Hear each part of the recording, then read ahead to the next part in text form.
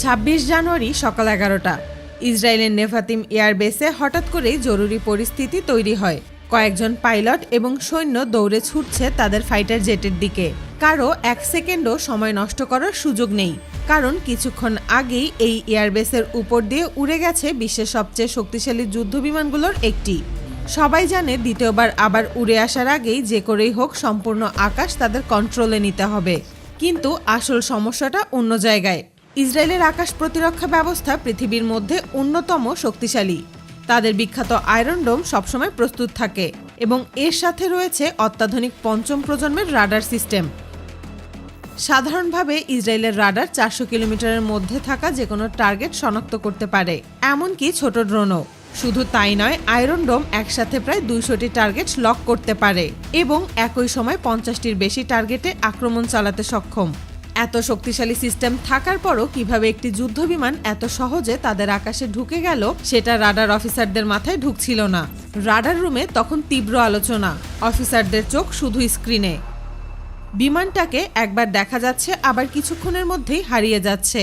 কিছুক্ষণ বিশ্লেষণ করার পর একজন অফিসার নিশ্চিত হন এটা সাধারণ কোনো বিমান নয়, এটা রাশিয়ার তৈরি অত্যাধুনিক স্টেলথ ফাইটার জেট। আর তখনই সবার মাথায় একটা প্রশ্ন ঘুরতে থাকে, রাশিয়া কেন ইসরায়েলের আকাশে?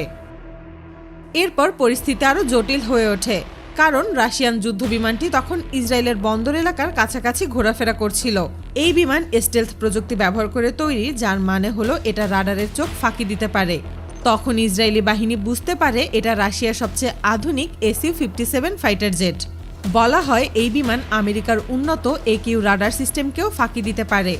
শুধু তাই নয়, এটি শব্দের প্রায় 2.5 গুণ গতিতে উঠতে পারে এবং একসাথে প্রায় 12 টন পর্যন্ত অস্ত্র বহন করতে সক্ষমতা রাখে।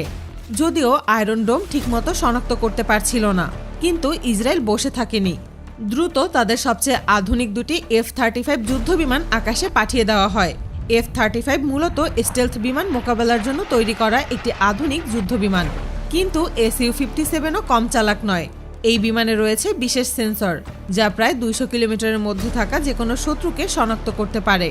ফলে রাশিয়ান পাইলট সহজেই বুঝে যায় তার দিকে দুটো বিমান এগিয়ে আসছে।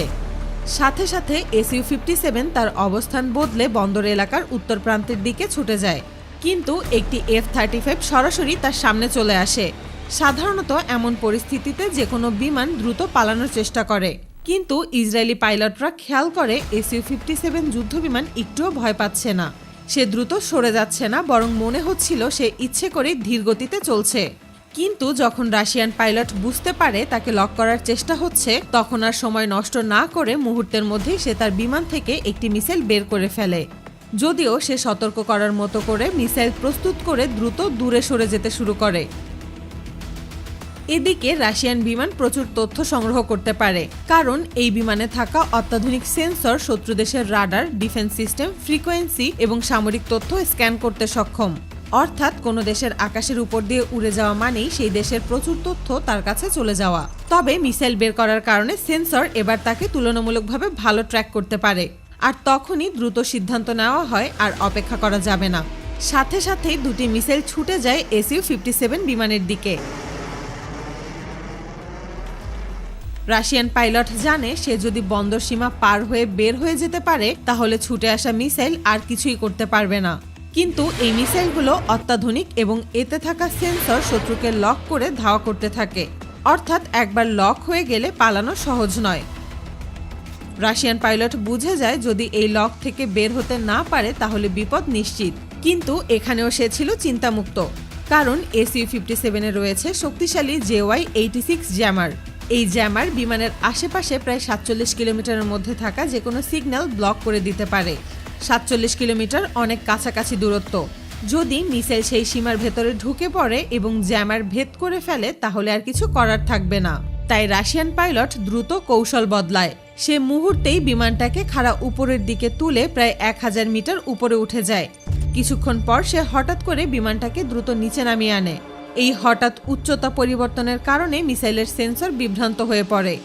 এই সুযোগেই SU-57 দ্রুত সীমানার বাইরে বেরিয়ে যায় এবং নিরাপদে চলে যেতে সক্ষম হয়। এই ঘটনার পর বিশ্ব রাজনৈতিক মহলে ব্যাপক আলোড়ন তৈরি হয়। অনেক বিশ্লেষক বলছেন রাশিয়া এটা করেছে শক্তি প্রদর্শনের জন্য।